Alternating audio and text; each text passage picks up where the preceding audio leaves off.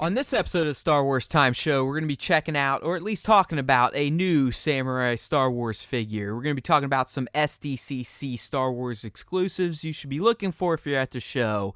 Some assholes stealing shit from Galaxy's Edge and selling it on eBay. And of course, we're going to get into some Episode 9 news, in particular Daisy Ridley making the rounds and dropping some bombs. And finally, you know what we're going to do. It's the Friday show. We're going to hit the top 5 Star Wars artists of the week. Cue the music.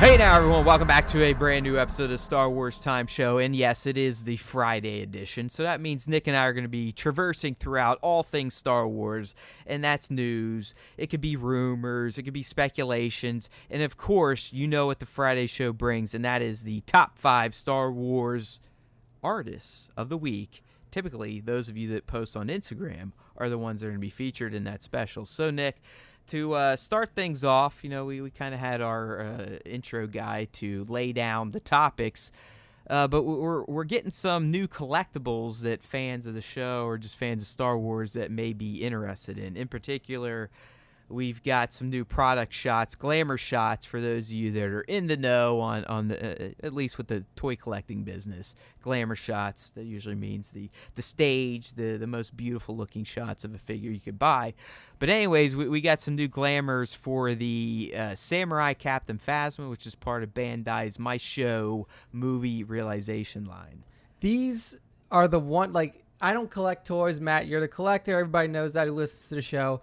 But these samurai collectibles, where they take a character, they turn it into like a samurai version of it. These have always caught my eye. And the first one I ever saw, I believe, was Samurai Vader, and I was just fucking blown away. He's the best. He is the best, and I have both of them. There's two variants. There's Moonhead Vader and just standard Samurai Vader. But yeah. Yeah, I mean, so seeing these new ones where you have Kylo Ren, Captain Phasma, First Order Trooper, all samurai'd up. I mean, the Kylo one, of course, looks fucking badass. He's the best. Yeah. He is the best out of this sequel trilogy line. There's no doubt about it. I'll be the first one to tell you, the First Order Trooper to me looks dumb as fuck. His head looks too big. Yeah, exactly. His face looks wonky as a motherfucker, but because I have the FOMO sickness with toy collecting, I still pre-ordered his dumbass. Nice. and the sad thing is, where I pre-ordered him from, because I usually get my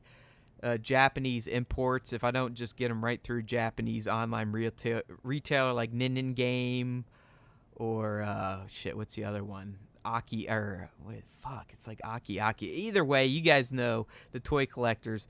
If you can't get them right from the Japanese online retailers, you can usually expect them to show up on BigBadToyStore.com. So that's where I did my pre-order on the First Order Trooper Samurai, and he sold out. So Nick, wow. Apparently enough idiots are out there like myself that are just going, we know deep down he looks dumb as shit, but we still have to have him. It's the crossover. You get the crossover of the anime fans and the crossover of the Japanese culture fans and then the Star Wars fans. They all just fucking collide, and this shit flies off the shelf. I mean, looking at the Phasma one, that fucking samurai sword that is attached to her hip looks so cool, and it fits so well. I'm glad you kind of pointed that out, because unlike everyone else, this is a distinct looking sword. Most of these figures in the My Show line, at least Star Wars wise, all their katanas have been the same. Okay. I mean, they're pretty much identical. If you look back up at the top shot there, and again, people, if you're following along, hopefully in the cast draft post, you can see at least the image of the Trooper, Kylo, and Phasma.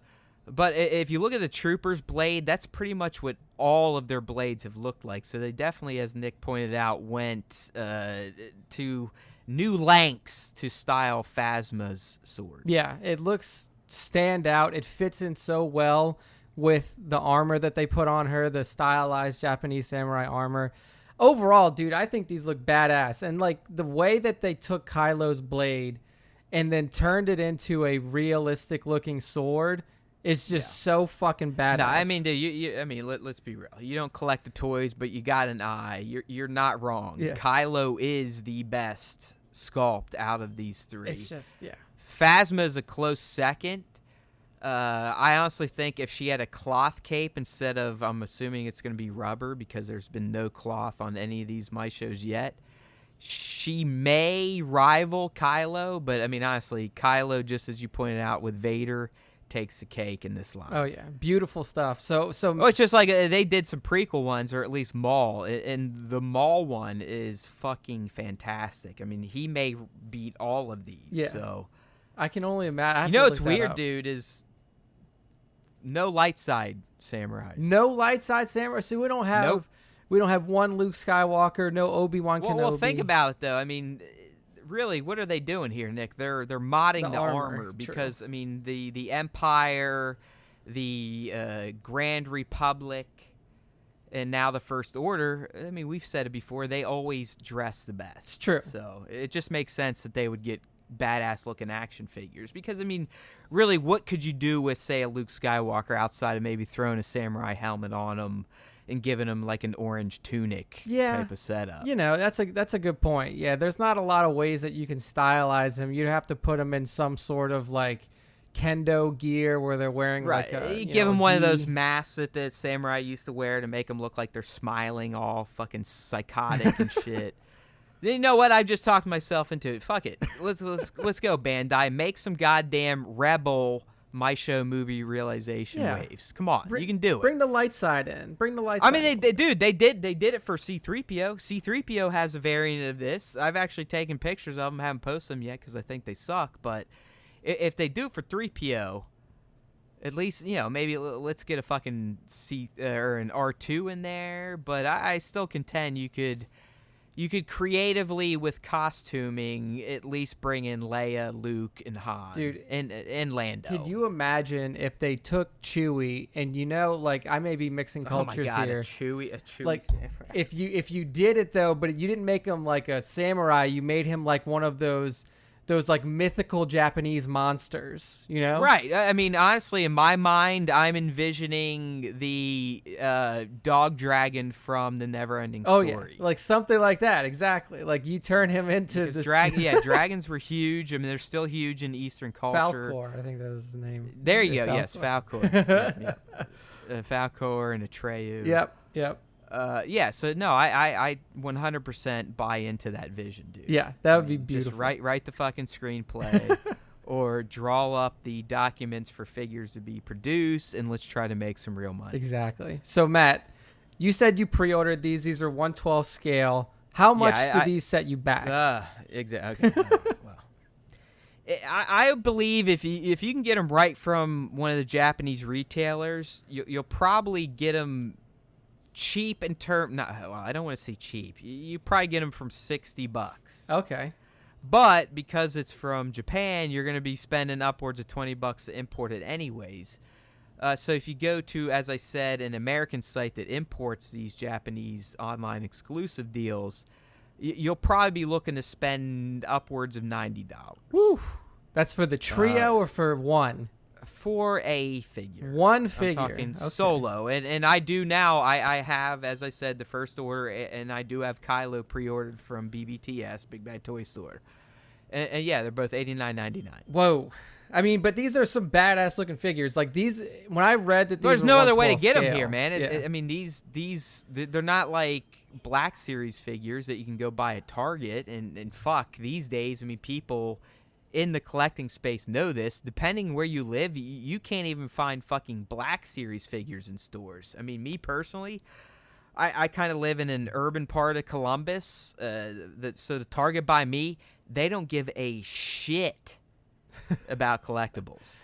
Yeah, they don't give a fuck. They care about they have toys. like exactly. They have the most basic assortment of Star Wars figures you can get. In fact, a lot of the Star Wars Black Series they have are still from The Last Jedi. Wow. So we're talking, 2.5 years old figures. So I mean, it is, especially for these guys, these Japanese figures, the same as, I've talked about SH Figure Arts. You can't buy them in the States. They're not here. So you're gonna pay a pretty penny. But these figures, Nick, for $60 to $90 to me, they're still worth it because of the detail, the quality, the sculpt, the posability of these. So whatever, I pay it. Yeah, and I take it. I've seen some of the shots that you've put up of these before on your Haywood Pop, and they pose well, they look well. If you frame them well, these things look incredible. They bend in ways that a Black Series $20 figure will not, even more so than the expensive SH Figure Arts or even Hot Toys. I mean, these have fantastic joints for those of you in the game. So they are. They're fun to shoot. I just dropped a nice pic this week of the Ashigaru Stormtrooper Heavy.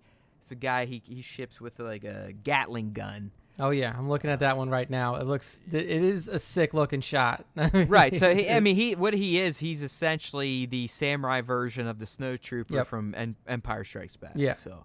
Again, I mean, I love the line. I'll buy it regardless of the price. As Nick pointed out, he's not a collector, but the line just kind of catches your eye. Oh, yeah. So It pops. Just be on the lookout. Captain's supposed to go up in July. Again, going to be Japanese exclusive, but I can almost guarantee you that she will show up on BBTS.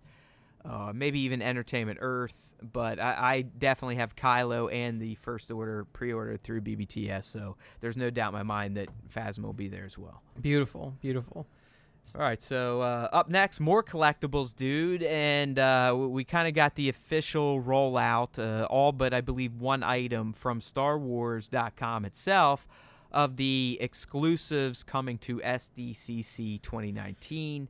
And honestly, Nick, I'll be the first one to tell you before we get into this, I even whittled down the exclusives to the ones that I would be inclined to buy because there are many others than the one that we put up on the post here. Yeah, and I mean, what's really special about a lot of these is they go for the vintage look. And a lot of the figures that we see now, obviously they're updated. They're built using the best technology out there. It looks like for SDCC, we're going back to the old look, the Kenner look of the vintage toys that first came out when Empire was hitting like the movie screen. The hokey bullshit 1970s plastic resin shitty mold look. Yeah, exactly. Like this first one. But no, honestly, dude, the first one here, and I believe I pointed this out to you at Celebration because I think he was there possibly. I want this very badly. Yeah. And this is the Kenner-inspired 6-inch Boba Fett Black Series. It's going to be at booth 3329 at SDCC. And luckily it says online. I don't know what in type quantities it will be. But this guy it's a Boba Fett that is kind of styled, more so colored in the vein of the classic Boba Fett Kenner figure. That's what I was going to say. So that's what really pops about the Boba is the coloring. I mean, if you... Oh, yeah, it's wonky as shit. Yeah, it's way, like, the yellow's way too pronounced. The green's way too bright. Yeah. The helmet's almost muted looking. Yeah, but it's awesome. The colors are completely wrong, but it looks fucking cool, and that's what really stands out about it is... People look at Boba Fett, they've seen him so many times, they have this image of Boba Fett in their head, and then you see this figure and your brain just kind of goes like, what the fuck is going on here? Right. Something's not right. Yeah. Something's not right when you look at it, but that's why it's right. Yeah, it looks really cool. It's really fun. And then like you said, Matt, you kind of pared down the list a little bit. But if we go down, I mean, there's a ton of great shit here. There's a $120 1/6 scale bust of a Sand Trooper. Like that looks pretty sick. And it's a odd looking Sand Trooper. I think that's why I threw it up there because I'm not a huge bust guy. I mean, there was a point in time where I'd buy statues. I mean, one of my most prized collectibles is a Hulk maquette from the first Avengers, but it is a statue. It's a damn near $700 statue. Jeez. But in this day and age, especially now that I like to take pictures of these fucking things, the static statue just doesn't do it for me. But this Sand Trooper just kind of looked unique to me. I mean, the helmet is very odd. I was gonna say it almost looks like an old school football helmet, like one of those leather football helmets. Yeah, exactly.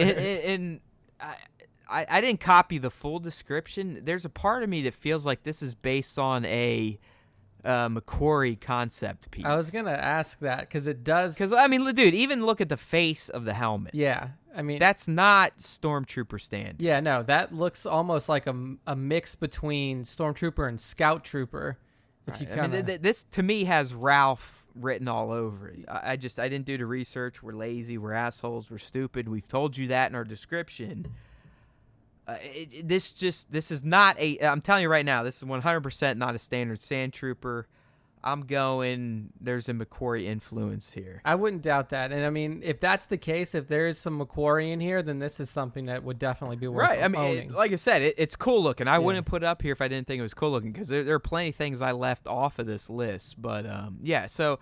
The next set here, this is one I probably wouldn't pick up, but I think it's badass, and it's the special action figure set, which is a triple set of Luke in various outfits, if you will. I mean, we do play with toys and dress them up. But Nick, what you get here, you get Luke from A New Hope in his Stormtrooper disguise. You also get him as an X-Wing pilot, and then you finally get him in his Jedi Knight kind of wannabe tunic and robe. Yeah, with the green boy lightsaber, and then you got his right. And these the problem here, at least for me, and I don't want to say it's a problem because when it comes down to it, I initially started collecting standard figure sizes, which are the 3 3/4 inch.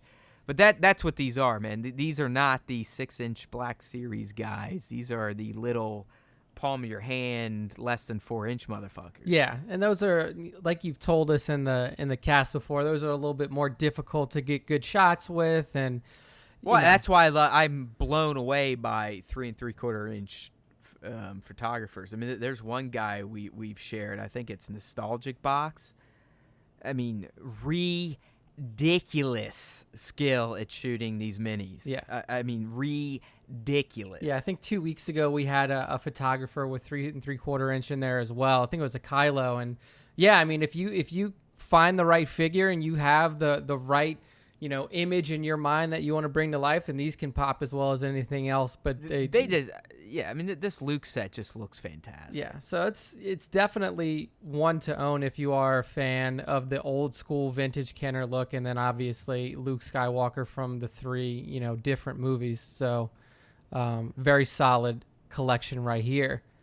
Yeah, I mean, really from here, Nick, these are all not many fun, not many more figures, so they're more like knick-knacky stuff. So I mean, we encourage you to look. I mean, there's going to be a Hot Wheels mouse droid.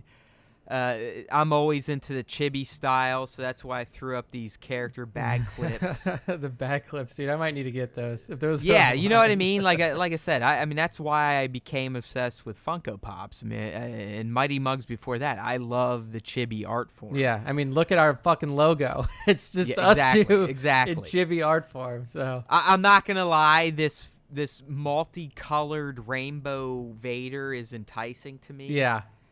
Just because it's in the style of the Kenner Vader from the 70s. Plus, he's going to be available from Entertainment Earth, so maybe it'll be online. I might try to snag it. I mean, really, some of the other stuff, it's just like, it's stuff I'd love to have. Would I kill myself to get it? No. Where the figures, I probably would kill myself to get it. I mean, you got like some nice stuff for Han. You got some Christmas ornaments. You got a nice little protein shaker, I guess. Oh, my God, yeah, the shaker bottle. Fucking socks. Dude, how about that Nixon watch? I will say, I have looked at the Nixon watches, the Star Wars Nixon watches, so many times, and I'm like, I want to get it, but I know I'm not going to wear it because I don't wear $350 for this one. They are not cheap. They're not cheap. But, dude, the Stormtrooper one that came out probably 2-3 years ago, it might have been First Order Trooper around when TFA or TLJ dropped, looked so slick. It was all white. I mean, Nixon makes fantastic timepieces in general, and then the Star Wars line is just taking it to another level. I'm glad you at least know how to pronounce the name brand, because I believe my dumbass called it Nixon. Yeah. Like a fucking moron. It's okay. Like at one point in time in America, we had Pre- President Nixon. That's right. That's the alcohol influence stewing in Matt's brain. I'm not even like that drunk tonight. That's the problem. I'm just a fucking idiot. And I'm not gonna lie, cinch bags to me are stupid, but I'd love to have this one with red and blue straps. Yeah, I know. Just simple Star Wars colored straps, and then that little patch at the bottom that says Star Wars on it. Yeah, I will say, $25. Why not? The one thing that I got, actually, I didn't get it. My girlfriend bought it for me when we were at Celebration this year. She bought us both socks, Star Wars socks. And I got, shit. Yep. So it's this brand of socks called Stance, and they are incredibly comfortable.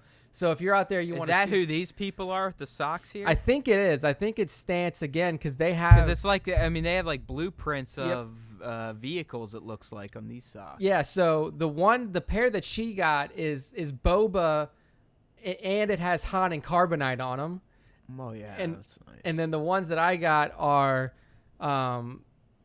X-wing pilot Luke and Vader.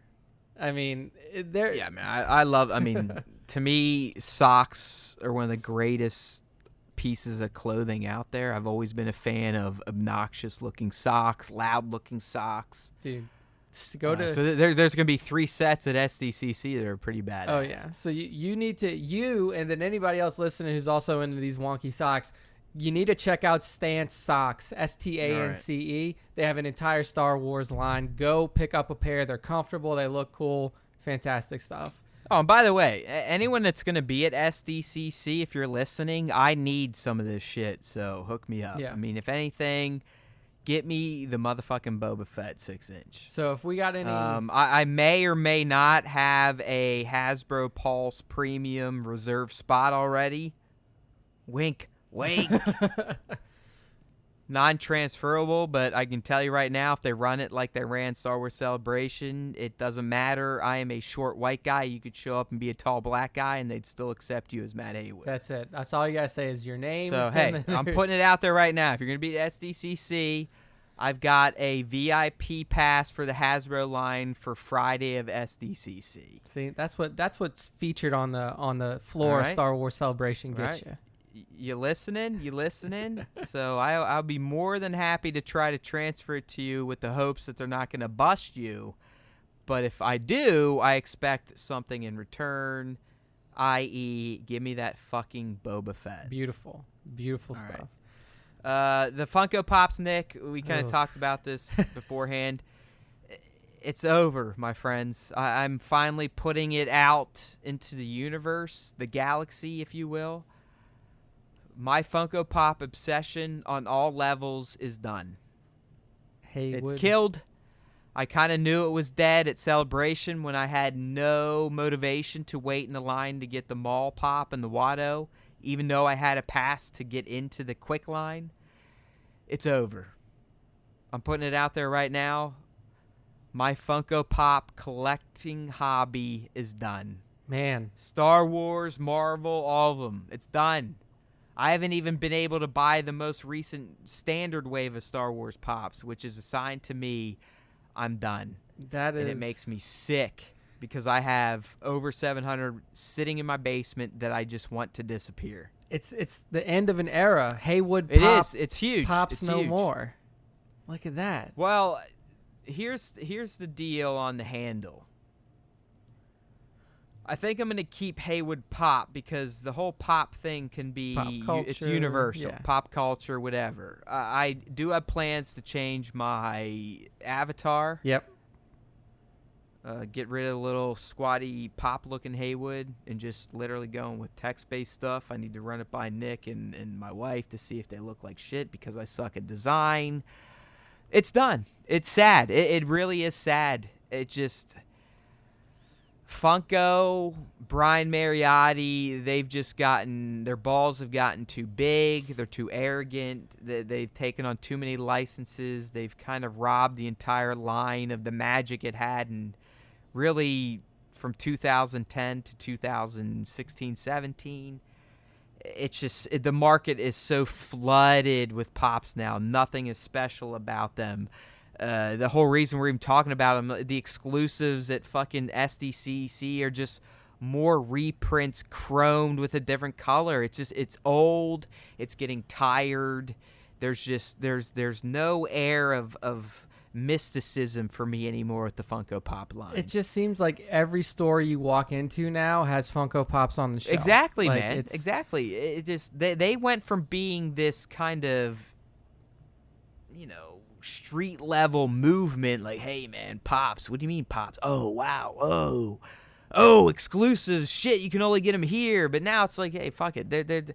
There's no special air about these things anymore, and it's sad because they look better than ever. And what makes it worse is just, the Star Wars line in particular has just gotten stupid. They've always had these fucking bases that make no goddamn sense. No other pop lines have these. They're the bobblehead type, so they suck in general, just like the Marvel Pops are still bobblehead. I don't know why the fuck they're bobbleheads. But, Nick, worst of all, especially for people like me that used to like to take pictures of these motherfuckers, outside of the fact that Original Funko, their social media team, sucks dick and doesn't promote any fucking good Funko photography. They're all about sharing the basic shit of someone just popping a pop out of a fucking box and taking a picture with their fucking smartphone. But they won't pay attention to anyone like me or the thousands of pop photographers on Instagram that put time, money, and effort into staging pop shots.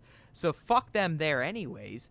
But they've ruined it. Yeah. They've ruined it. Yeah. The line to me is it's soiled, it's poisoned, it's oversaturated.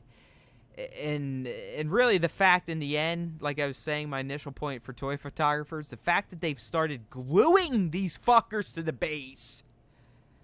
That's it. Fuck off, Funko. It's over. If you go look at Matt's feed right now, the last Funko photo you will see is of L3. Okay, I'm glad you brought it up, Nick. I'm not completely over yet, but it's not because I'm going out and taking new active shot of Pops. I am someone that sucks at post-processing in photography. I hate it. I am jealous of all you assholes that get a brand new figure, shoot it, process it, and share it within the same day.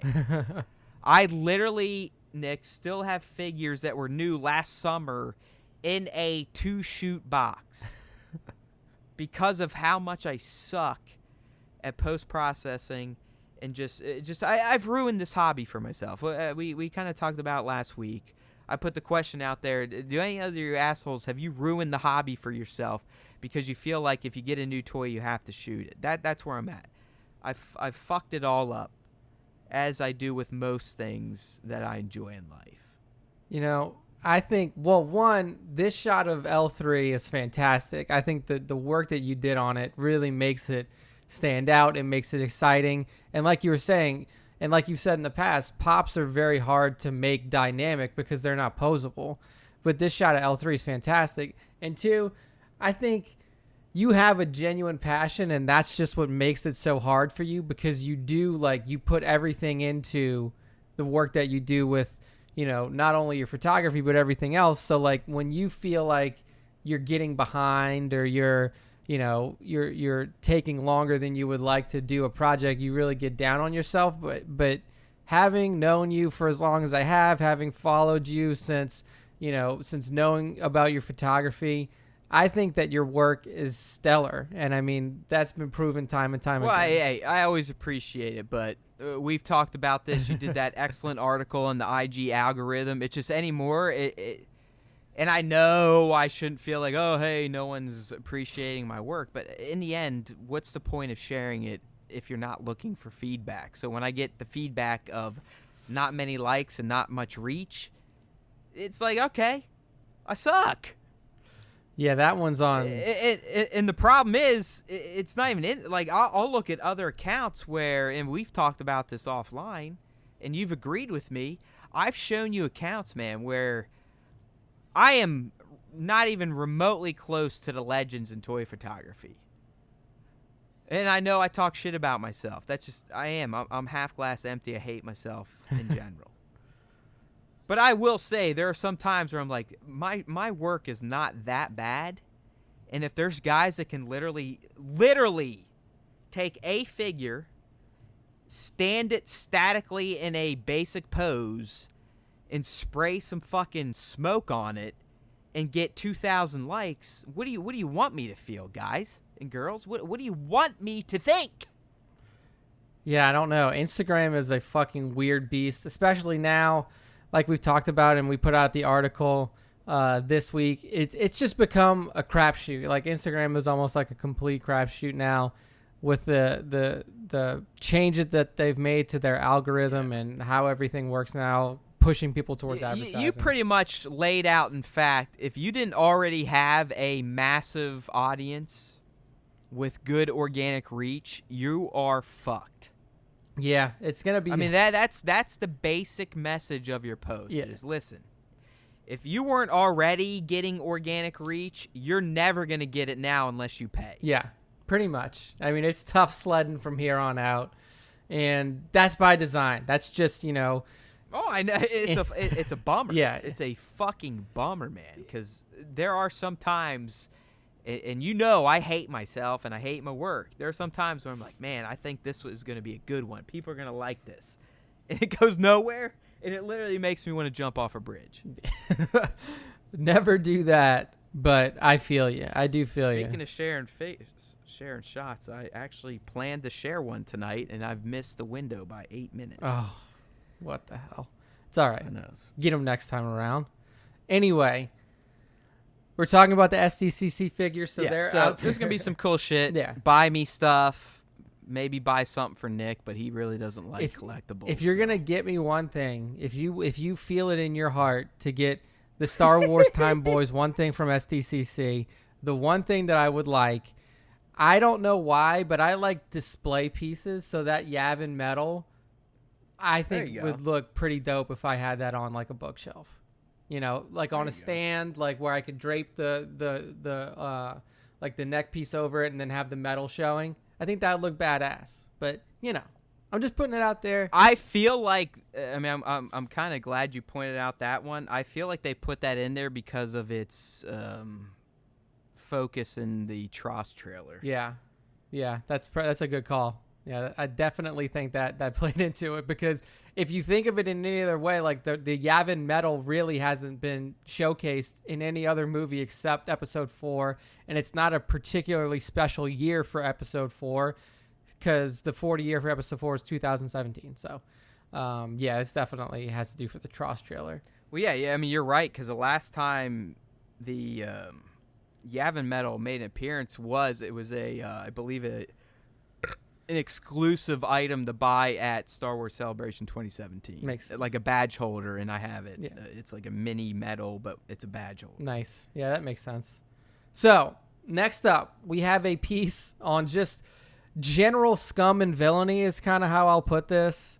It's a piece around some Star Wars Galaxy's Edge items making their way onto online This resellers. is basically what Nick's dirty ass is going to be doing in November. So it could be, I need a little bit of extra money here and there. So this might play into my plans. And basically what we're seeing now is, now that Disneyland's Galaxy's Edge is open to the public, a lot of items, whether they be commonplace within Galaxy's Edge or not so commonplace, are starting to make their way onto sites like eBay for really ridiculous and outlandish prices. So an example of the stuff that people who've been to Galaxy's Edge are throwing up online for people to bid on are like the fucking Coke bottles that you can get, like empty Coke bottles that you can get from Galaxy's Edge. Now, if you haven't seen these yet, it's not a typical Coke bottle. Yes, these are very special. They are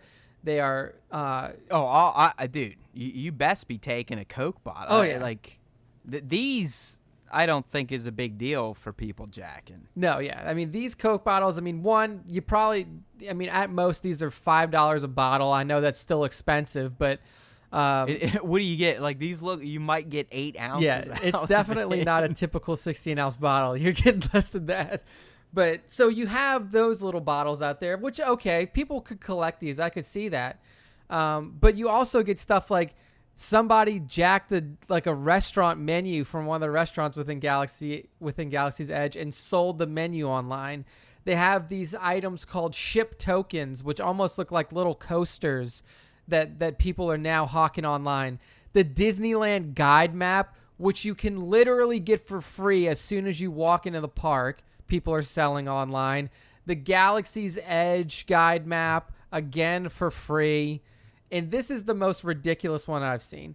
Somebody stole a stylized spork from a restaurant in Galaxy's Edge and sold it online for $400.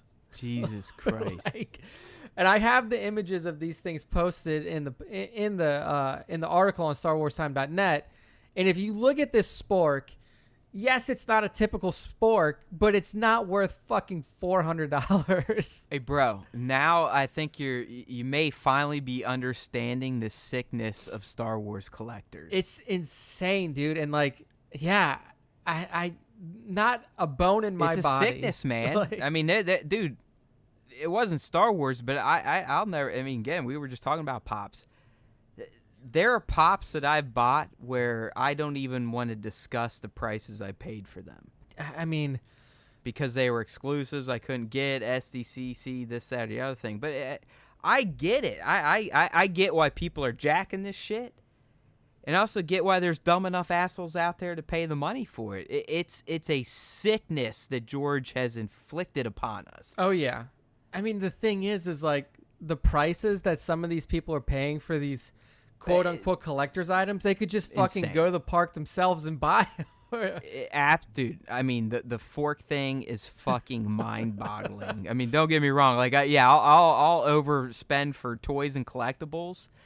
But if you ever hear me spending $400 on a fucking spork, please stop being my friend. I mean, I might have to. I mean, that's not even a question. Like, if it comes to just delete the goddamn website. Yeah, at that point. Like, I'm gonna have to get in touch with your wife, tell her to fucking put you. I'll in tell you right where to go. You just institution. find the public_HTML file on the server and delete it, because that'll get rid of the whole goddamn site. I mean, but it just blows my mind. I guess for me, it's like, I know that I'm going, so I know that I have the opportunity to get these things, and, you know, so it's not. See, that's a weird thing, man. It's like, it's hard to explain to non-collectors. It's not even I could go there myself. It's just I have to have it. Yeah. It's something that people don't have and you can't buy in stores. It's stolen. It's unique. It's weird. It's weird. Only collectors will understand it. While I think this is absolutely insane, I understand it 100%. Yeah. It is. It's an interesting, like, the collecting subculture, not even just Star Wars, like collecting subculture. Oh, but no, you're right. I mean, across the board, collecting is odd. Collectors are odd, but I would say that Star Wars collectors are probably the most odd in terms of the lengths they'll go to score unique collectibles and the money they will spend on said uniques. Yeah, exactly. Like, and then what is considered unique too? I mean, there are some obscure items that people have related to Star Wars. Like the other picture you have, there's dumbasses here buying fucking menus. Yeah. Or the goddamn park map. Yeah, it makes no sense. Like, I guess you're right. Like, my brain just doesn't have. Dude, that it function. is. It doesn't make sense to a non-collector. It makes 100% sense to me. Yeah. Does that mean it should make sense? No. Dude, there's this is not normal behavior at all. So there's. I'm not trying to justify this. This is fucking weird shit. It is. It's super. There's one thing that I didn't put on here because I thought it was so outlandish.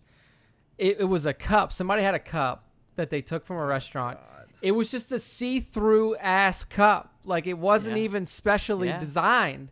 And the cup, the tag on the listing for it said, "This cup held blue milk," and that was it. It was just a fucking. It was a clear cup. See, no, I mean, dude, at this point, honestly, I look at anyone buying these materials, they're just douchebags. It's like they're probably sick human beings. Like they need help. Like there's something. It's like, as you said, I mean, you could honestly just wait for a family member or a long distance relative to go there in the next 5 to 10 years, and you get the same shit for free. Yeah, I mean, it's not like any of these are brand new park opening VIP exclusives. I mean, these are items you could literally get there any day at any time. Yeah, I mean, if it was something that was like a super exclusive, like if this they in one of the shots that I have on the post, they show a DJ Rex Funko Pop. If that was like, we're only selling these for the first 3 weeks the park's open, after that, done, no more. Yeah. Then of course. yeah, fine, people will start paying $1,000 for it or whatever. But like, if this is literally going to be on the shelf every fucking day this thing is open, like, yeah, just wait. Mind-boggling. Like fucking rip out the Millennium Falcon's hyperdrive controls from the ride and sell that. Yeah. Okay, that would be enticing. Beat up a park employee and steal their fucking Batu costume. Sell that. Like, this shit, come on. Yeah. It's like the only reason it's going up is because they know people will buy it. Oh yeah, people, because that's the fucking disturbing part of this piece. oh yeah, it's all this shit is going too. Like you may be thinking like, oh, they're putting this up and nobody's buying it. No, people are buying these things. Like, people are buying used Coke bottles that are empty. People are buying menus from restaurants. I'm not gonna lie, the fucking Coke and Sprite bottles are awesome looking. Yeah. But I'll just wait until Nick goes or I go myself in the next couple years, because guess what? They're still going to be making them. Exactly. So, but yeah, I saw this scroll across my news feed. I did too. Twitter, I'm glad you picked and up I was on like, it, because what me the as a fuck? collector, I couldn't even entertain it. I was like, man, this is like too far. Yeah. In terms of being a collector, this is going a little bit past my comfort zone. It's definitely for the more eccentric of the collectors. So, if you are going to Galaxy's Edge and you're a scumbag and you want to try to make some money, just steal some shit and send it to myself or Nick. Yeah, and then that's or it. really me, because he's going in a few months. That's it. There we go. And his dead ass isn't stealing shit for me and shipping it my way. All right, so Matt, next up we have the first piece of Resistance news we've had in a while. I know. And that's really the only reason I put it up, because if you really get into the meat of the article, it's kind of like, oh yeah, let's just go jerk ourselves off. Yeah. But we got a new game, a new Resistance mobile game coming out. Yep. And this came, I actually was tipped off from Mr. Christopher Sean, a.k.a. Kazuda Zayano. We follow him on Instagram. He follows us. He's a great guy. You should definitely check him out. Anyways, he kind of threw this up there, so I was like, oh, I'll kind of follow the lead. I'll dive down the rabbit hole. And lo and behold, there is a new Star Wars Resistance mobile game that is actually offered through the Disney Now app. And it's just called Star Wars Resistance Racer Game. And really, Nick, from what we could see in the trailer and whatnot, it kind of looks like I don't want to call it a full-on endless runner, but it's in that vein, to where you're going to create your own ship. You can style it a bit, not that much. You can change colors and whatnot. But it looks like the main crux of the game is going to be flying your racer through the ringlets that the Aces flew through in the series. Yeah, so it's not anything that's, transformative like Swago or anything like that, but Swago, man. How about all that shit that dropped this week? Jesus Christ. dude, I mean, Geo territory battles. Yep. A new Kenobi capital ship. Kenobi capital ship. Yeah, I know. Oh my God, I know that's gonna fuck my arena run. Which, by the way, I'm now ranked 6 in my shard. There you go. But now that I know, you know as well as I do, now that once motherfuckers start unlocking Kenobi, it's going to reset the meta, and I'm fucked anyway, so the $60 you guys forced me to spend is now essentially useless. I mean, but you're in a top flight guild, though, so you should be able to do those new Geonosis territory we're wars. struggling. No, dude, that's hard. I don't know what you guys are doing with the TB, the GeoTB. That shit's legit. It is very hard. That is a motherfucking challenge. Yeah, my guild tried to make a run at it, and we were just not prepared. Have you gotten like any stars yet? We got 1 star on like because the first phase, I believe, hasn't even ended yet, because this one's different. It's only 4 phases, so you get more time per phase. Yeah. So what we did was, I mean, we quickly realized that we weren't going to be able to progress because we weren't going to be able to get a star on each in phase 1. So everybody dumped their shit into one territory, and we got 1 star. We got 1 star on it. But I was like, even the challenges within that are pretty, like, they're no joke for just the first one. Like, I mean, dude, my roster's way more advanced than yours. Yeah. I couldn't beat a single node 4-4. Yeah, I got 3 or 4 on one of the nodes, and that's as far as I got. I was like, holy fuck. This fired it up. That shit was crazy. But then, yeah, you got Grand Arena Championships in there now. Oh, yeah, that's the other thing going on. So, I mean, this was all stuff that we heard about. Well, Grand Arena Championships was something I'm almost we heard a about. Bronzium. I'm 5 points away from Bronzium division. I'm kind of creeping up there a little bit. I might be close to... I have to see where I am, but I think I might be close to Bronzium as well. And I definitely lost my second round match. This guy had a legit D set up. See, that's what... he's going to beat me 1105 to 988 because I struggled wiping some of his fucks. Yeah. That's one thing that I'm still trying to figure out is, like, do I set my top tier... From what I can see, people are saving their top tiers for attack and not defense. But, like... I don't know, dude. I feel like for me, because, like, no matter what you set in defense, you get the same shit. Like, you always get 450. But I feel like if I don't set my top tier stuff in defense, then it's just going to get walked through. Like, people are going to run. Oh, no, I put my best on D. Okay. So that's what I've been doing, and that I've been saving my D, my Revan's on my D. I got a Bastilla squad on D. My Night Sisters are on D. My Bounty Hunters are on D. Ewoks D, First Order D, and then I roll CLS, Treya, Sith, whatnot on offense. Yeah, so that's this guy. Just he had damn near 500,000 more GP than me too. Oof, so. Yeah, that's a tough matchup. I did all right. I mean, I'll take the 1105 to 988. I don't like it, but he just had a wall here. I'm looking. He's got a full gold Treya squad and a full gold bounty hunter, and I had nothing left. Yeah, so. that's kind of where I've fucking pisses me off because I won my first match, and now I'm gonna get I was in second place. Now I'm gonna get probably bumped down to fucking 4th. Yeah, I'm in the same boat too. So, but yeah, I mean, like, a lot of shit coming to Swago.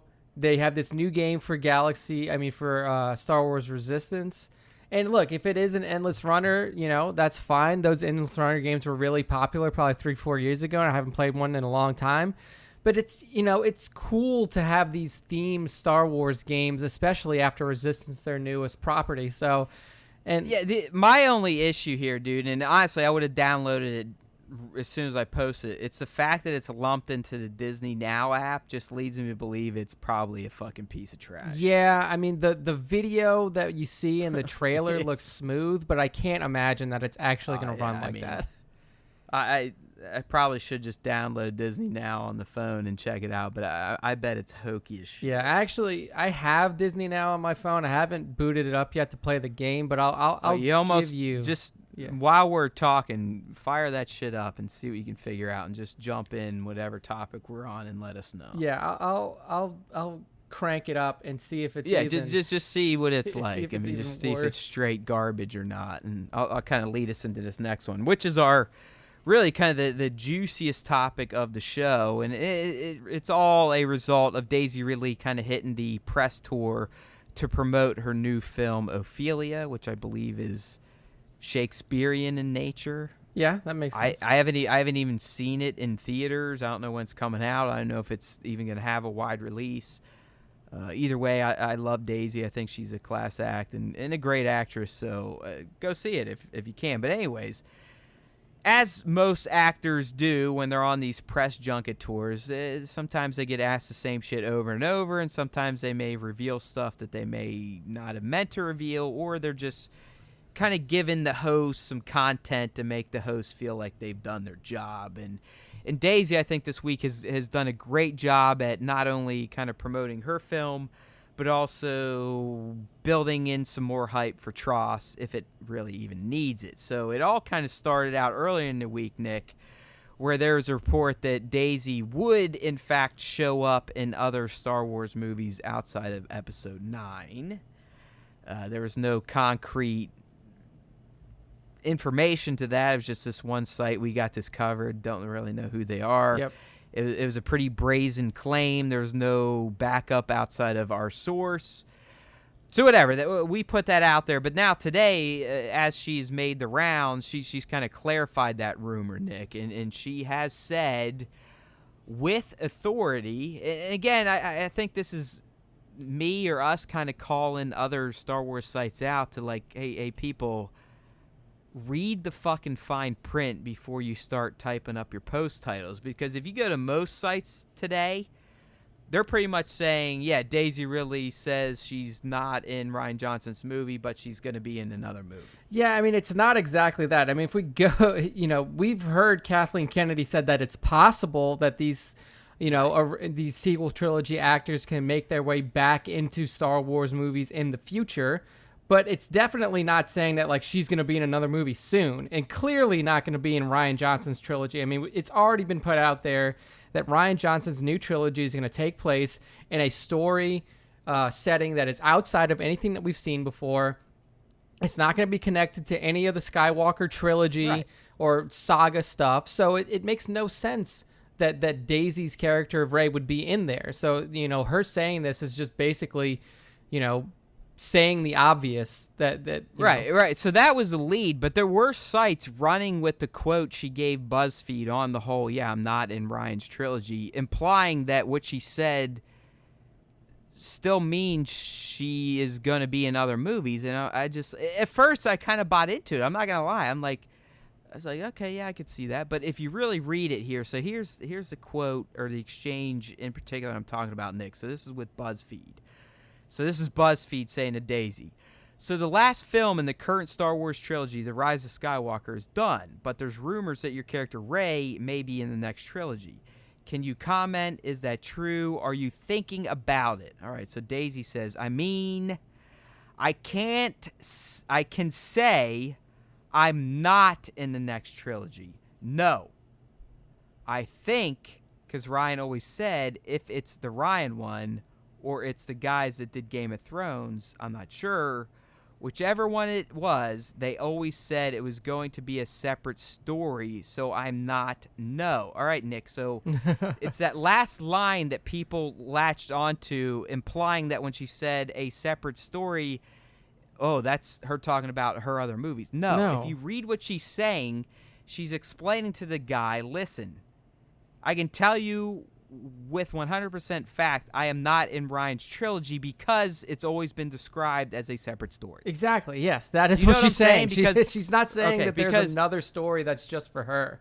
Yeah. Right, because there are people that were out there today, and I almost bought into it, saying, oh, that's her not denying she's in other movies, but just denying she's in Rian's. But I will contend her answer does not shut the door completely. No, I mean, the way that she kind of stumbled through saying no. I can say that, dude, that is pretty revealing to me. Yeah, exactly. I mean, that's pretty much the company line when you are involved in a project that is not to be made public. Yes, exactly. So I think that she's definitely heard of something that she could be in the future. I think she knows that it's out there. It's a possibility. Well, dude, we talked about it from Celebration. I mean, Kathleen Kennedy is literally on record. Yeah. Like on mic, on video, explaining that she thinks the sequel cast, or at least a few members from it, will undoubtedly appear in future film or TV projects. Yeah, that can go without saying. I mean, like we said before we booted up the cast, they brought out the OT guys and girls 40 years after those movies came out. So once you make a Star Wars trilogy, you ain't done anytime soon. Lucasfilm has you for life. And I think Daisy, and that's no different for Daisy and Oscar and John. I really do hope that they continue to use these characters sooner rather than later. I don't want to get 40 years down the line and then bring back like old Rey. Well, I ain't gonna be alive in 40 years, so yeah. Unless we have some sort of fucking miracle drug that comes through that can save people from the brink of death. There's no way. We're all dead. Yeah. We're all dead in the next 40 So years. I'm hoping that, like, in an ideal state, I would really like to see if the Got Boy. Well, we know the Got Boys are next. Their trilogy is next. It's spaced out over 6 years. I say you give that what 6. A fucking shame. I know, right? It's still. I hate that you even reminded me of that fact. It's still a gut punch. But I say what you do is you do that. Got Boys get their 6 years of Star Wars. Then you come back with the sequel trilogy crew and Ryan. Like, yes, it can be a different setting or it can be a different story that doesn't have to be linked to the Skywalkers, but I still think you could involve these characters. Now, maybe Ryan doesn't want to, write a story that is linked to the Skywalkers in any way, whether it be Rey, Kylo, or any. I mean, at this point, I am kind of taking the heart. There will be no other Skywalkers. Yeah. So, but you can't just write off a character like Rey or Finn or Poe unless you give them a gracious death in 9. I just okay, they're just gone.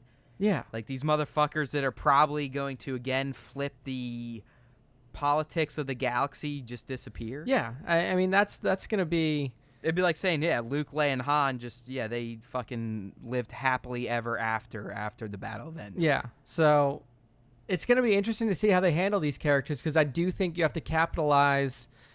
I mean, I know what I'm going to say has been proven wrong by the sequel trilogy, but I think you have to capitalize on these new characters relatively soon within the next 10 years.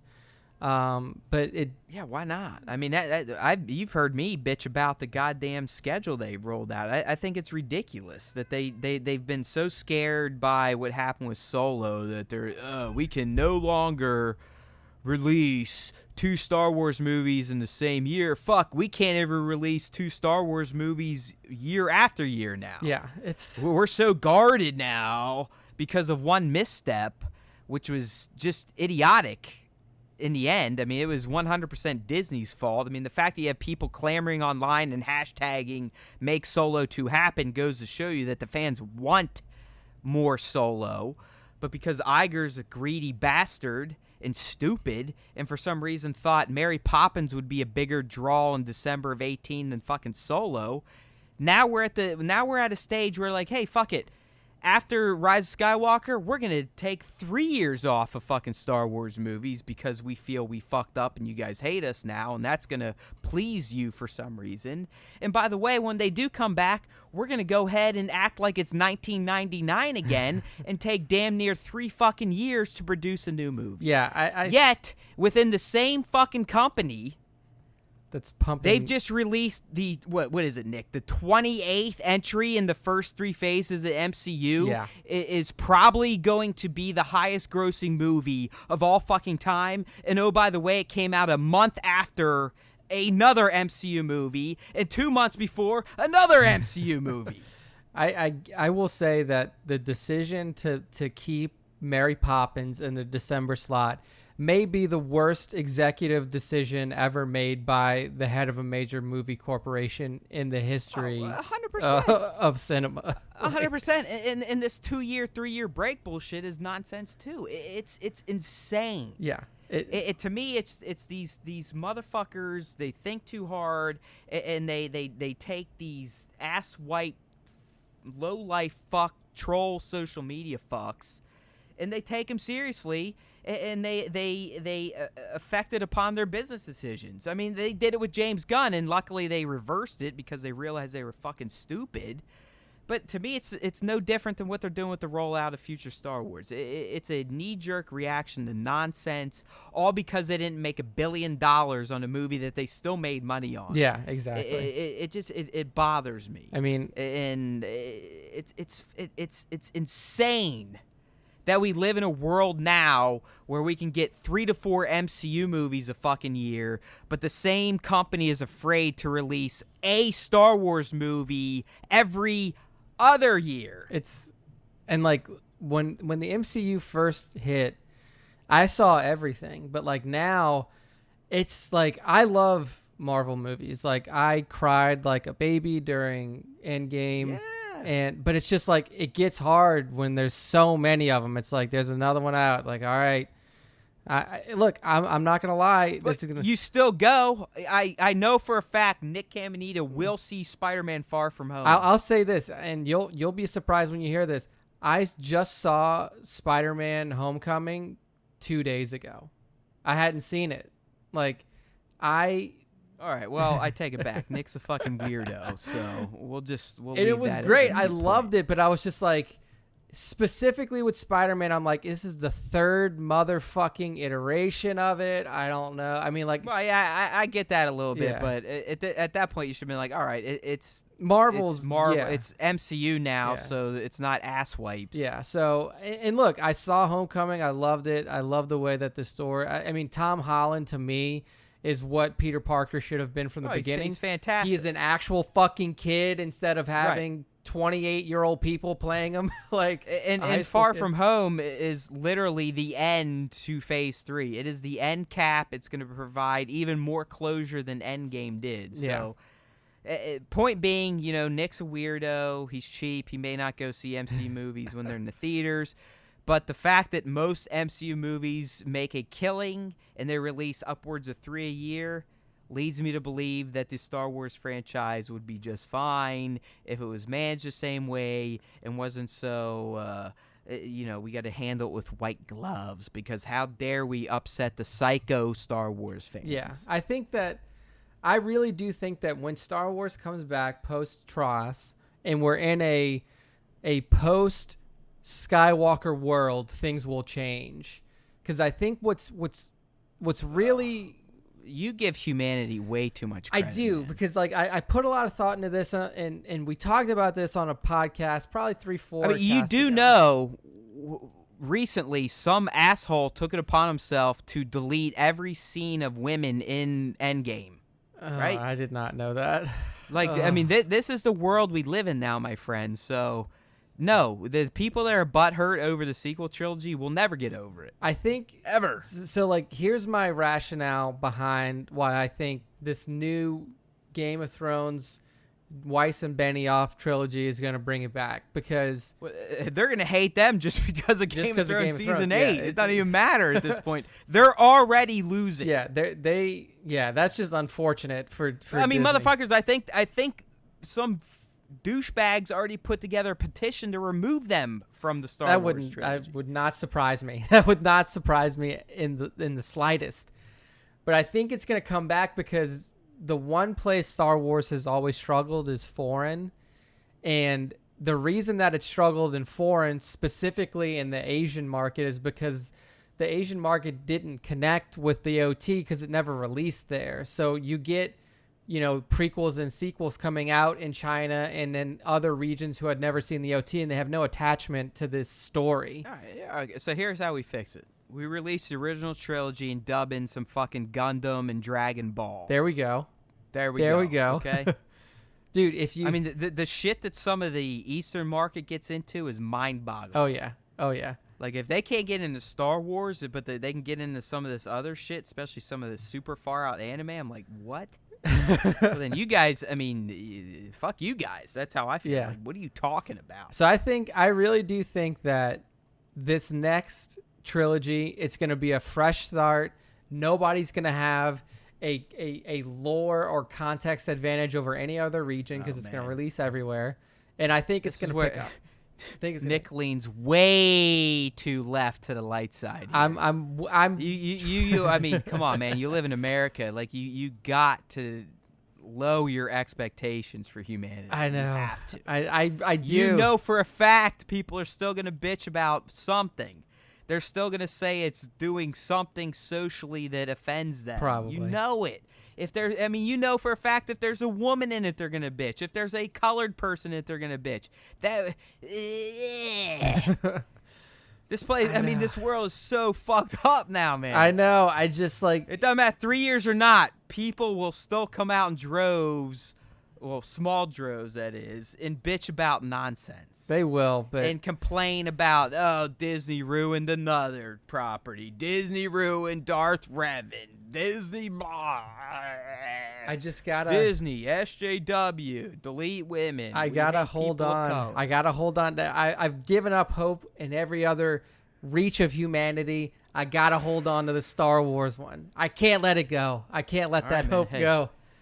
More power to you. But before we kind of close the, we had a nice little tangent there on the Daisy post. But she did provide another interesting story on her promotion tour, and is when she was at the Tonight Show with Jimmy Fallon.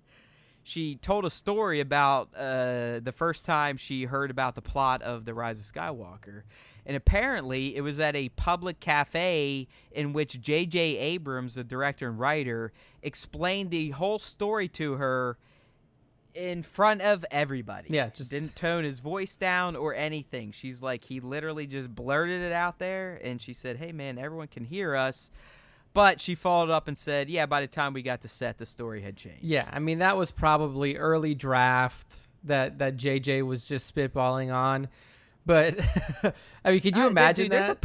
I would love to be in that fucking cafe. I mean, are you kidding me? Are you kidding me? Yeah. There's also a part of me, the fact that none of this leaked, that feels like this may be an actress embellishing something for a talk show. Dude, I mean, it doesn't matter who was in that cafe. If they heard it, somebody knows somebody else who knows somebody else, and it'll get it. I mean, you got this asshole Mike Zero. Yeah. Right? Who will literally put anything out there. Just make shit up.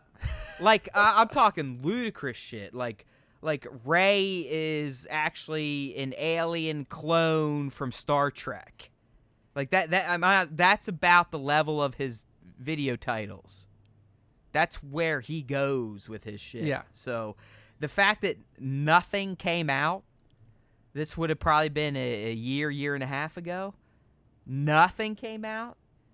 I'm sitting here going, Daisy may be just kind of embellishing something, making here. up a good story to tell on camera. Because I mean, people would like if Daisy Ridley and J.J. Abrams were sitting in a cafe, in a public cafe, they would be surrounded by people. Like, there's no way that that's people the other would thing. Like, notice they wouldn't even be able to have a fun conversation. Yeah, like, unless they were like in a cafe on a Hollywood studio lot. Yeah, like the people. Star Wars is one of the most popular franchises on the face of the planet, and like the Force Awakens is the highest grossing domestic film of all time. Like, it's not even... I mean, just not even Star Wars. I mean, dude, J.J. Abrams has been a mega celeb since the early 90s. Yeah, I mean, it's just not even a question that they would have been spotted. People would have had cameras out. People would have been recording. Of course. Like, it's not even... hey, whatever, man. I love the girl. Yeah. I love her. I mean, she's just still young, middle 20s. She is... I mean, she's promoting. I honestly have no interest in seeing Ophelia, but I'll probably watch it just because she's in it, just like I watched Murder on the Orient Express. Was that any good? Was that good? Yes, it's good because of her. Okay. It's a decent movie. I mean, I didn't know the story going into it. It's kind of one of those huzzah moments. It's like, huzzah, that's who did it. Yeah. Where they really, it is pretty decent in terms of weaving the mystery behind who done it.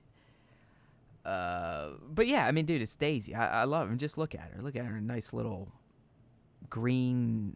I don't even know what you call that thing. I mean, it's almost like it's like a bathing suit top. I mean, it's kind of risque, honestly. It's got a little midriff showing. It's not a halter top because a halter top doesn't have straps. Yeah, right. Like, I mean, you can tell we're bozos that probably shop at Target for our own I have clothes, no idea. If my girlfriend was looking at this picture, she'd be like, "Oh yeah, it's called this." I have no. Yeah, fucking to me, clue. it honestly it looks like a more fleshed out bra. Yeah.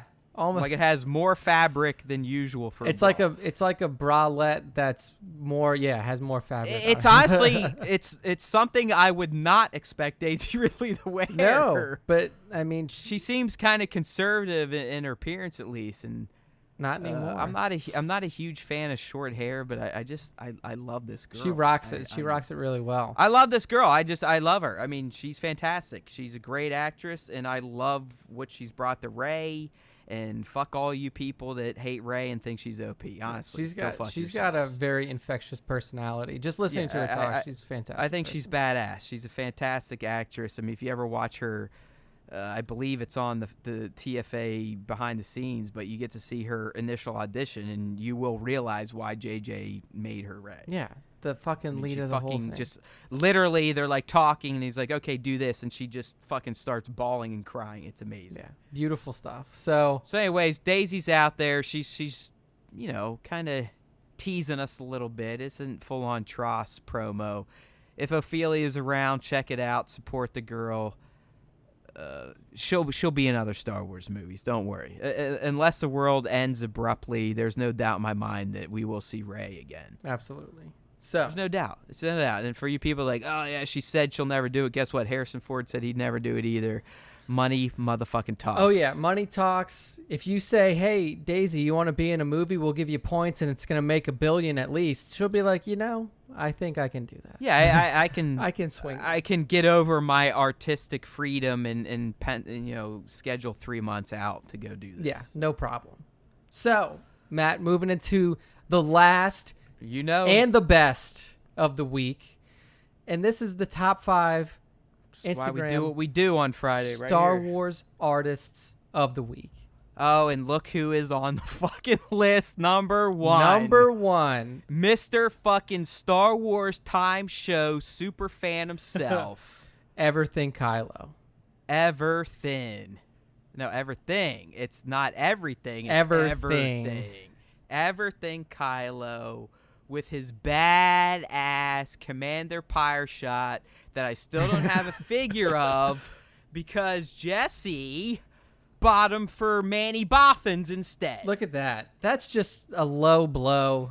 Matt Haywood here. He needs this stuff. And I will say, we know that Jesse is a listener, and him being... He's the best. I mean, Jesse is our number 1 fan. He is. And he knows, being our number 1 fan, that I can't shy away from Trooper picks. And that may or may not be the reason he gets a feature every week. So I mean, we're not ashamed to prop up our fans. I mean, in all honesty, I mean, Nick, we talked about this last week. There are certain accounts, and Jesse's one of them, where I have to restrain myself from sharing shots on a weekly basis, and you're feeling the same thing on your top 5 Whittle Down. Oh yeah, it's impossible. Like when I come across Jesse or Sir Dork or Black Series 1-6, any of these guys that have been in the top 5 multiple times, like I literally have to stop myself and say like, hey, this is beautiful, beautiful shot, but I can't make the top 5 the same 5 people every week. So I try to disperse it a little bit.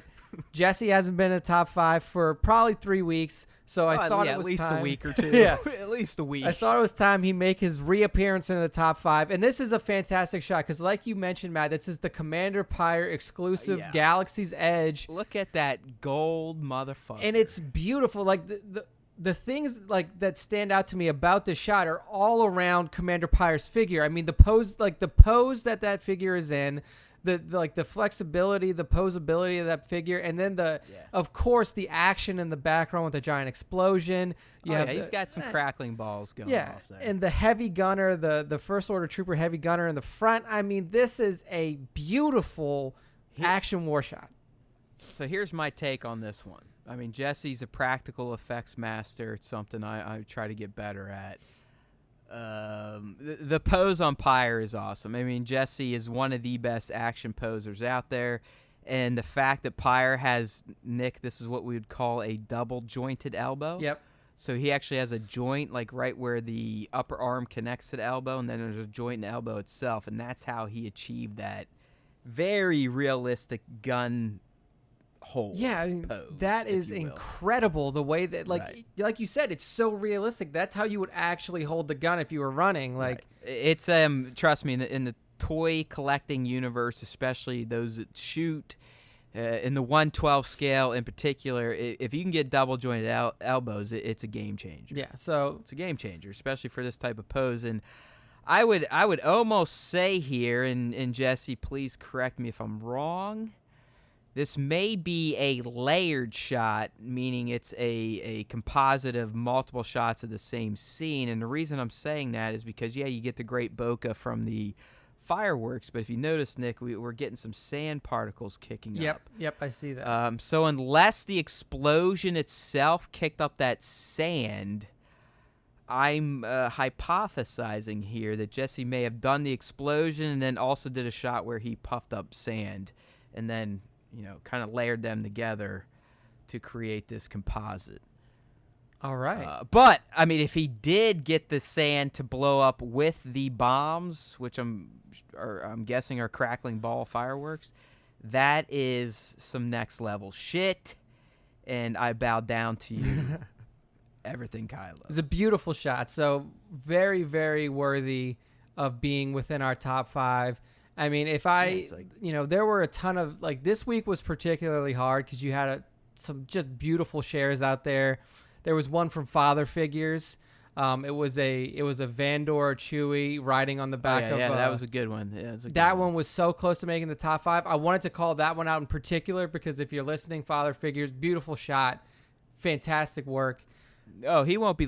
Trust me, they don't listen unless we tag them. So it's all right. So next, that's why we love Jesse, because Jesse listens regardless. Yes, we need more people like Jesse who just listen. More all people. the time. If you want to do the right thing in life, do what everything Kylo does. Okay. And we know that we have some other loyal listeners out there. We look at the numbers. Yeah. We know that there's Jared, Mr. Sir Dork. He's another great. Jared, Sir Dork. Jared was another one with beautiful Boba Fett flamethrower shot. Oh yeah, another one stepping up. We'll give you some shout outs. Why not? Broken Artist. Been a big supporter, leaving comments on YouTube. Triple P, Papa Palpatine, another one that interacts, leaves comments. Sith Load of Lego. Sith Load of Lego, yes. Sith Load of Lego could be on here every week. Literally, the shit that he does with Legos and those beautiful. Yeah, but I'm kind of mentioning the accounts that when we do feature them, they're always appreciative. They promote us in turn in their stories. So yes, we appreciate the love, you guys. But I mean, there really is no better promoter out there than our boy Jesse at Everything Kylo. So get on it. Nudge him. Tell him he needs to buy me the Galaxy's Edge exclusives. So next up in the top 5. I'm glad you picked this one. I love this shit. This is insane. So this is a shot from at Battlefront Pictures at Battlefront.pictures on Instagram, and it is what the account name suggests. It is a Battlefront 2 in-game image capture, and this looks like the scene of a movie. This looks like they paused the trailer with a stormtrooper climbing up a sand dune and caught this beautiful shot. It blows my fucking mind that technology and in-game image capture has come so far to where you can get a picture like this that looks so goddamn real. It really is. I mean, if you didn't read the caption, you could probably mistake this for a movie still. Yeah. I mean, that's the level of quality that these Battlefront pictures look like. And I know we talked about a few weeks ago, Nick, but they're using this, what is it, NVIDIA Ansel deal? Yes. Where they can essentially get in the game in more or less stage shots. I mean, this isn't like Battlefront playing a match and he just paused it. From what Nick kind of looked up, it sounds like they can essentially get in the game and stage it just like a traditional toy photographer would with their toys and props. Yeah. So again, this isn't, this takes the same skill set in a way, being 100%. I mean, you're not holding a physical camera, but you still have to stage the pose, the scene, and ultimately the capture. Yeah. So shit like this, it just blows my mind every time I see it. I mean, it's beautiful the way that this trooper looks weathered, the environment, the entire pose of the stormtrooper in general. I mean, fantastic job done here by Battlefront Pictures, and just seeing stuff like this pop up in your timeline, a perfect reason to follow accounts like this or Jesse. These types of things are, you'll scroll through Instagram every day and see pictures of people's kids, butt models, and shit like that. They're stupid. I'm telling you right now, the best thing I ever did was break out my Instagram life. So I have, I think, Haywood.Matt. That's my dad account. That's my, I'm going to share pictures of my kid. Yep. I got Haywood Pop toy photography only or behind the scenes. And then Nick and I have Star Wars Time Show, which is promoting site content, cast content, as well as other Star Wars artists. Yeah. So at this point in time, on Haywood Pop, I will not follow you if your account is mixed up with personal shit and toy photography. I'm not. No. Haywood Pop is only to look at Star Wars art or toy photography. That's it. it's a good way to do it. So next up, You have to, because Nick's right. I mean, most shit people put on Instagram is vomit crap. yeah, Like, it's who gives a fuck? it's like I don't care. Like, and I'm about telling you your right now, fit the tee. only reason I put pictures of my kid on there is so my mom can see them. Yeah, I mean It's not like, I mean, like, oh, hey, look at me, I'm a dad, I have a kid. I don't care. I know my kid loves me. I love my kid. We have fun. We take pictures to document for ourselves. I don't give a fuck about what other people get to see. It's just because my mom doesn't live here. Yeah. So the best thing to do is follow a Star Wars Time Show at Star Wars Time Show on Instagram. This guy's fucking smart, so And listen then- to him. And while you're doing that, follow Haywood Pop. Follow too. Haywood Pop. Follow at Star Wars Time Show. Use the hashtag Star Wars Time Show on your shots to get in the top 5. Speaking of the top 5, let's continue on with number 3, an active yes. participant in our Instagram My, organic reach conversation. Right, my at one time protege who will undoubtedly overtake me here within the next year because Mr. Jason B. Michael is, I mean, with every new shot, he improves. He shows you he's a master. He took the tutelage of myself in one at Black series and has ran with it in full. And like I said, he's already getting much better organic reaction to his shots than I can ever dream of getting at this point in time. I mean, this one in particular is just one of those shots that like elicits conversation Yes. and like draws you into it. It's a beautiful mashup shot, and I love sharing mashups. I'm not just a Star Wars homer. Yes, every shot we share will have Star Wars in it in some form or fashion, and that's exactly what we get here. Yeah, so we have the 4 Teenage Mutant Ninja Turtles huddled around a box of pizza, 2 porgs at their feet, a kitty and a puppy. You also see a TIE fighter by the feet of Donatello. Yeah, like a random TIE Fighter toy. I know. and then what you also see is you see I think that's Mikey. Yeah, Mikey's holding the lightsaber. The lightsaber, and then you got Leo kind of putting his finger up towards the top, like, "Oh, I wonder if this would hurt." And that's Raph doing that. Oh, Leo's the one in the back. I mean, Leo, the leader, is always skeptical. You can tell he's just looking like, oh. He's like, huh? He's kind of you're right. He's looking. Mikey's got a fucking lightsaber and he thinks it's a pizza cutter. This isn't going to be good for us. Donatello, the scientific type, he's like sitting there kind of analyzing it. Yeah, scratches his lip. But then, Raph, the meathead's like, ooh, let me touch it. Yeah, exactly.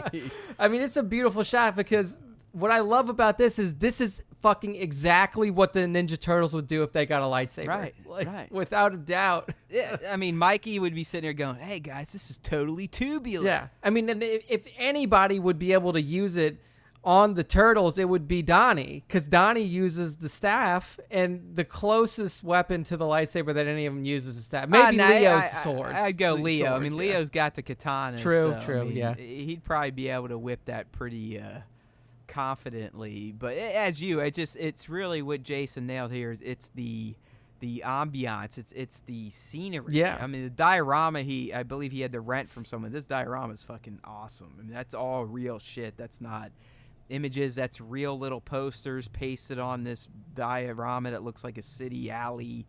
But really, I mean, he excels at posing here, and really the shot is made with the poses because, as Nick said, he could feel kind of the expressions, the thoughts coming out of every turtle in the shot. Yeah. So beautiful work here by Jason B. Michael. Yeah, I love Jason. Like I said, I mean, he reached out a few months back. I was honored that he even thought I was worthy to ask questions of, because as we've kind of gone through here on Instagram therapy for Matt, Instagram's worked me over pretty hard this past year and a half, to the point where I struggle to even take new shots anymore. I've got we were joking about it before, but it's a real issue, whether you want to laugh at it or not. But I literally, I come down to my basement Entertainment Buddha Star Wars Time HQ anymore, and I literally I have boxes of toys that reach as far back as a year ago that I haven't shot yet, just because it's, I don't know. I anytime I get motivated to, I'm like, well, why put the time into it? Why try to do an elaborate staging like Jason when if you release it outside of a Toy Pop schedule, you might get 100 likes over 10 days? Why do it? Yeah. So, I mean, I'm trying to get through it, but hey, what it is. I'm human. I never considered myself an artist until I started doing this. I still don't. I'm a hack, and IG has made me feel like more of a hack than ever. I've been discouraged lately, and it's starting to become kind of a almost like an OCD issue to where I don't know if I'm ever going to be able to stage a new shot again. I mean, I just got a whole new wave of Star Wars figures this week. I got the Mace Windu finally, the Padme finally, Dryden Voss, and I open them, I'm looking, I'm like, I've got 60 figures from last year I haven't shot yet. How the fuck am I ever going to do this? So as usual with most things, most hobbies, things you're supposed to have fun, I've ruined it at this point. Maybe take a little time. Oh, I haven't done a new. That's a problem. I haven't done a new shot in 6-7 weeks. Yeah, you just gotta. It'll come back. It'll come back. I can't get motivated to do it because I know regardless of what I do, it ain't going nowhere. I mean, I will say this. I was gonna say this to Jason. I'll say this to you too. I think that, Jason was concerned on our Instagram post about the new Instagram changes. What's going to happen is, how is this he's doing? I'll tell you right now, he's doing fine. He's doing really well. And I mean, here's an example. He shared a shot 7 days ago, midday, of Ant-Man and the Wasp. Like midday. If I shared a shot midday 7 days ago, it might be at 120 likes. He's at 447. Yeah.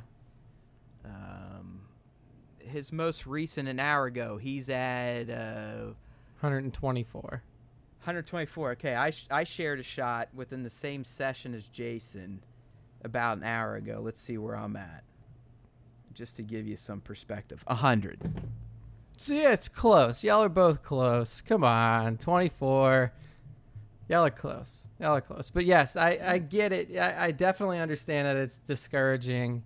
And this ain't, hey, Jason, listen, this ain't like me comparing my work to yours. I think your shit's fantastic. This is just me lamenting over Instagram fucking me in my ass. Because I can tell you right now, I mean, guys like you or Manny Bothans, you can share something midday, and if it's a quality shot, it's going to pop. If I share even a remotely quality shot midday, 100 tops. 100 tops. I've never had a shot shared outside of a Toy Pop session, which Nick has no clue what it is, but those of you listening to this segment, you know 100% what it is. Never had a shot outside of a Toy Pop session break 200 likes. Never. Instagram is a terrible, terrible mistress. Yeah. And hopefully... It's a cock fuck. Hopefully it, I don't want to say it's going to improve. I mean, Nick, honestly, the most likes I've ever had on a shot, period, in 3+ years of doing this, 900. Jason's a few months in, he's already hitting the 1,000 to 700, 900 mark on certain shots. Yeah, I mean, yeah, so I mean that just speaks to his quality as a photographer. But it's also like, okay, and maybe you'll get it sometimes when I get it on here and sound like Negative Nancy. It's like, all right, I mean, the feedback I'm getting ain't great. So your friends and family are saying, hey, it looks great, but when I put it out there to the public system, it's kind of I got to kind of take the feedback as a sign. So yeah, it is what it is. Anyways, Jason, fantastic shit, dude. Sorry to kind of have a little pity party for myself right there, but those of you in the toy photography industry, you know what I'm talking about. You know what it feels like. You know how I feel, and whatever. I'm a pussy. Break out your little violins. It is what it is. But there's only so many times I can take from people, oh, no, your stuff's good, and then I put something out, and it goes nowhere. So it's not good.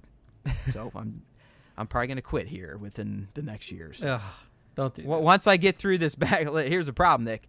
I will not quit, at least until I shoot all these goddamn figures that I've been putting off for the past year. But I think once I get through that, I'm probably going to kill this fucking hobby. Well, hopefully, when you shoot those figures, you start to get a little bit more love. Oh, I won't, but we can pretend. We can hope. We can hope. There's always hope.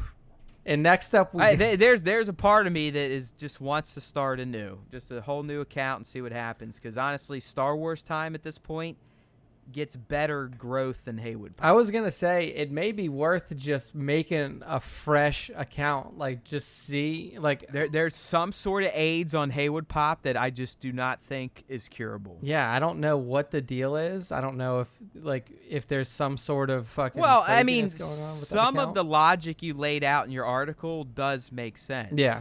Where you're saying, hey, when you first drop a post, if it doesn't hit a certain percentage of organic love, it's dead. Yeah. And the fact that I started as a pop photographer, so that's probably where 50%, if not 60% of my following is from.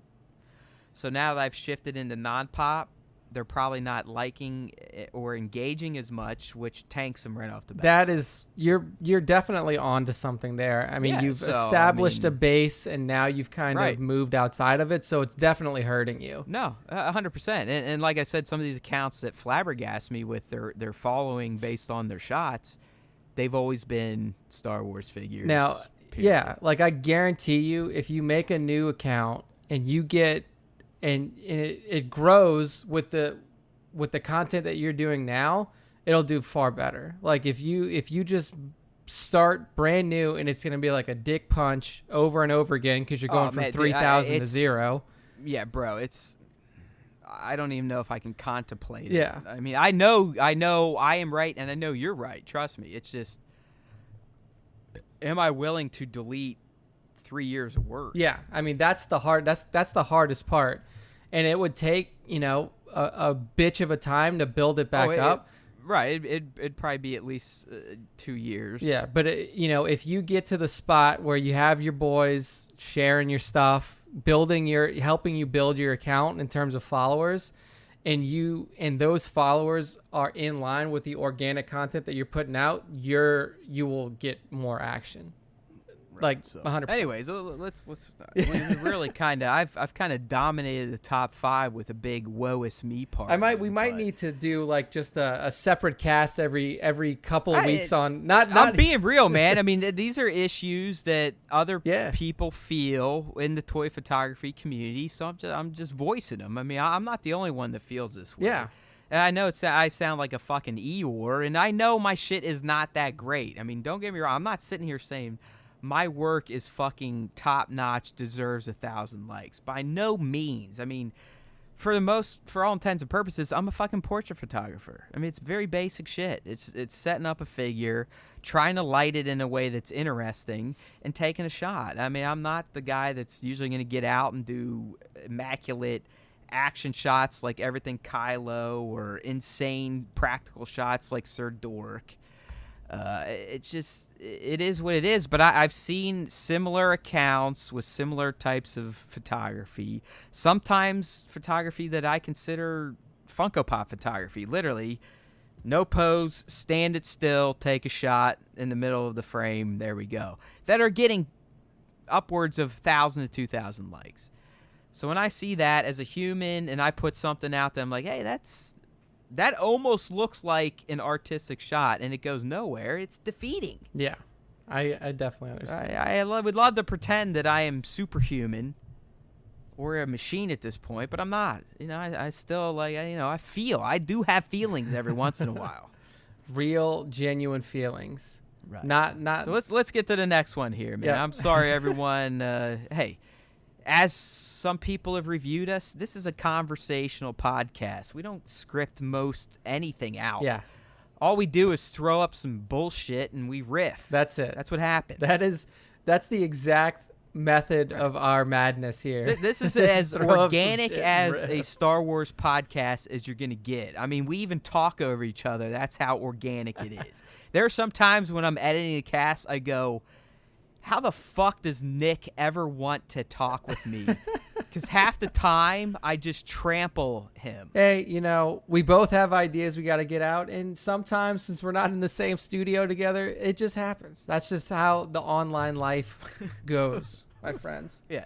If anything with Star Wars Time Show, you're going to get real. Yeah. Real talk. Reality. Yeah. Next up, so we got 2 left in the top 5. This next shot here is from a new person in the top 5 at Mandalorian Way. All one word, Mandalorian Way. Right. And this shot, it's another, look, say what you want about me. I'm a Trooper homer. You can put Troopers up and I'll probably throw them in the top 5. You're right, because I think fucking Troopers look badass. And this is another Trooper shot here. And it's a fantastic action shot. And then, again, a top-notch posing job by Mandalorian Way that really brings this shot to life. It makes it feel action-oriented, makes it feel real, and that's what really made it stand out to me was the way that the figure is posed here. Yeah, and that's what I suck at, so that's probably why no one likes my work. But I can tell you right now, this is a byproduct of crackling balls, because if you look right of his lead foot there, see that green shell? Okay, yes. That is a shell of a crackling ball. Okay. So I was looking at that. I was like, oh, man, is that like a helmet or is that like – I thought it was like a part of the scene. I don't know if Mando just forgot to wipe that out or just left it in because it looked like debris. I mean, it doesn't really ruin the shot, but that's crackling ball like frag material. Okay. Gotcha. I mean, it just like, yeah, and you can almost – so like – Is that like really bright spot over in the right? Is that like the ball itself, like the? Yeah. So what these are, Nick? They're like the size of a Super Ball. Okay. Right. You get out of a 25-cent vending machine. Or I guess in this day and age, they probably charge little kids $1, but they're about that big. And what happens once the wick lights down? It goes into that plastic shell. And really, what the charge is, it's a very tiny little cylinder. But once that motherfucker lights, it starts spitting out those bright spots that you see. Yep. So that's why toy photographers almost exclusively go with crackling balls for some background fleshing out effects. Okay. Because of the bokeh they can provide, the particles they can provide, or as you see here, that big kind of splash bang. Yeah. Yeah, they're fantastic little crackers, and they're not super loud, so you can kind of get away with using them and not being worried about your neighbors calling the fucking cops on you if you live in a shitty state where you can't light off fireworks, even though you can buy them. I mean, Ohio. So I live in Ohio, which is easily one of the more fucked up states in the union, but we can buy fireworks, we just can't light them off. Yeah, that's ridiculous. Explain that shit to me. Explain that government decision to me, to where, hey, you can buy fucking as many fireworks as you want from Phantom Fireworks, just don't light them off. It's like, yeah, if you want to be a firework display artist and not actually light them on fire. It's literally the definition of capitalism. Yeah, it's the most ridiculous. The business can exist. You just can't use their products. So they can make money off you. You just can't enjoy what you buy. Dope.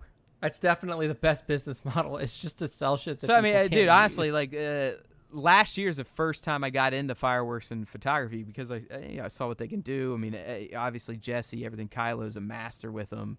I mean, they really can amp up a shot. But I rolled out the Phantom Fireworks and bought $300 worth of crackling balls. So I've got boxes of these cocksuckers, and I'm probably good for at least another year or two. You start just flinging them at kids in the street. Oh, yeah, Charlie loves these things. Oh, man. Like, there's one, I think I released a behind the scenes a few weeks back where if you actually had the volume on, you could hear Charlie going, ah! Because, sometimes when I'm outside staging shoots, my wife and Charlie, they're kind of outside too, milling around, not paying attention. And when I light one of these off, and it's like, pa pa pa pa pa pa, she's like, ah! I was like, hey, Daddy said fire in the hole. Yeah, you got to listen. Heads up. But yeah. So, anyways, Mandalorian Way, great stuff here. As Nick said, this is kind of a newer account. Not a huge following yet, still under 1,000. But I mean, if you just look through it, there's potential here. Like we definitely have a new artist coming on board. It is worth checking. Yeah, definitely so. So fantastic work here by Mandalorian Way at Mandalorian Way on Instagram. Moving on to number 5 of the top 5. And Matt, I think you may have called this one out to me specifically. In like, I don't remember if it was like right after we were wrapping up the Tuesday cast, or if it was, or not the Tuesday cast this week. It might have been like over the weekend. I heard you say something about this shot, or you showed this shot to me in particular. No, you're right. I can't remember it either. But I did definitely mention that I had this in the to share folder on my phone. Yeah, so this is a shot from SWTS on Instagram. Who's another repeat offender. Oh, yes. In a good way. A repeat Star Wars time offender. He's a returning top 5, and he's a master customizer and a poser. Yeah, so not poser in a bad sense, like he's trying to be someone he's not. I'm talking like posing toys. The toys. And that's what really stands out in this shot. And what I love about this shot is that, again, this is exactly, I could see this happening in a movie. So what we have here is R2-D2 using his little taser mechanic on his person and shocking the shit out of Darth Vader. And Darth Vader, the way that South P posed him. He's getting fucked up. Oh, yeah. Vader hit, like, his fucking electronics like he's are off going his feet. He can't fucking breathe anymore. Like, this is... I mean, honestly, what Southpaw revealed to us is that, in the end, R2-D2 could have easily have killed Darth Vader. Yeah, one shot. That's all it took. I mean, think about what ultimately killed Vader. It was, obviously Palpatine's dark side energy, and you would have to think some of the exhaustion with fighting his son and his son overpowering. But I mean, he ultimately died because Palpatine's Force lightning shocked out his life support. Exactly. Like once the life support on that suit was gone, Anakin Skywalker, a.k.a. Darth Vader, was toast. There was nothing that was going to save him. What even makes this shot better is the background. You have C-3PO in one of the most C-3PO poses you'll ever see. Just him standing there with his hands in the air. You can almost hear him yelling. Of course. R2, what are you doing? Exactly. I'm glad you went that way, because it's not, R2, do it, get the bad guy. Yeah. It's literally, R2, why are you doing this? You fucking bucket of bolts, you idiot, you grease bucket. You'd probably punch him next. I almost look at it as like, what if C-3PO remembered who Anakin was and that Anakin's Vader? It's almost like 3PO is upset that his maker is getting abused now by his little buddy. In that moment, he realizes that this is the guy who created Vader. No, don't do it to Annie. It's my maker. Oh my God. I mean, just everything about this shot, the posing, the electricity that you see pulsing through Vader's skeleton. I mean, it's just so well executed by South P24. It's posed on the Tantive 4. This is almost like, this is how you end Star Wars as soon as it starts. You just have R2-D2 shock Darth Vader to death as soon as he busts in the door in the Tantive 4, and then Star Wars ends 15 minutes in. Yeah, and honestly, it's funny you bring that up, but if you actually go over to South P's gallery and check it out, so before the R2 shot, there was 2 others where it is Vader on the Tantive fucking up rebels. The next one, he's shocking a rebel. Yeah. And then the one we shared is ultimately the vengeance of the rebel droids getting back at Vader. Yeah. So it's basically a story South P told here in a series of shots, which is great. And if you do check out his gallery, I mean, you can see his custom work too. And don't worry, Nick, I will be sharing some shots of his Leia and Padme's outfit. Yeah, I was going to say, that is fantastic. That's a nice little mashup he did there. Yeah. And if we did DC stuff, I would also share his Christopher Reeves Superman, because in the end, there is no other Superman than me outside of Christopher Reeves. So, also one thing that I see that South P's very good at is headshots. Oh yeah, he loves fucking killing motherfuckers. Yeah, he's got that one with Old Man Logan in a First Order Stormtrooper outfit. Yep. Getting his brains blown out by Nine Numb. Yeah, Nine Numb there. Yeah, no, I mean, South P gets brutal, man. I mean, just scroll down. Look what Luke's doing to Jabba the Hutt's eyeball. Oh, my God. I mean, he's literally jamming his lightsaber through his fucking eye. Man, dude, this is all fantastic shit here by South P. I mean, dude, South P is one of my favorite accounts out there just because of his customizable creativity. And he's also pretty handy with the photography and the post-processing effects. Yeah, I mean, if you like these mashups, these kit mashups, there's a ton of them. Rebel pilot Poe Dameron. You have you have what looks like fucking Admiral Akbar's head on a flight, like a rebel pilot body. No, he's got him in a pilot suit. Yeah, I mean, it's crazy like I shit. said. I mean, he kit bashes better than anyone, and he also just makes full on customs out of random parts. Yeah, so it's fantastic work.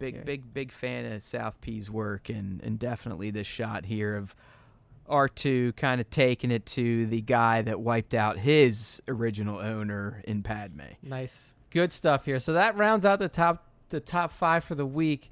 Lots of fun in this top 5. We get the TMNT mashup. We get the R2 shocking Vader here, and then also some fantastic in-game photography skills by Battlefront Pictures. So all around a very fun top 5 with some of our favorites thrown in there. You guys and gals in the toy photography world, in particular Star Wars, it's getting harder and harder every morning to find new stuff, because those of you that are already out there are putting out such great work. I mean, it really is.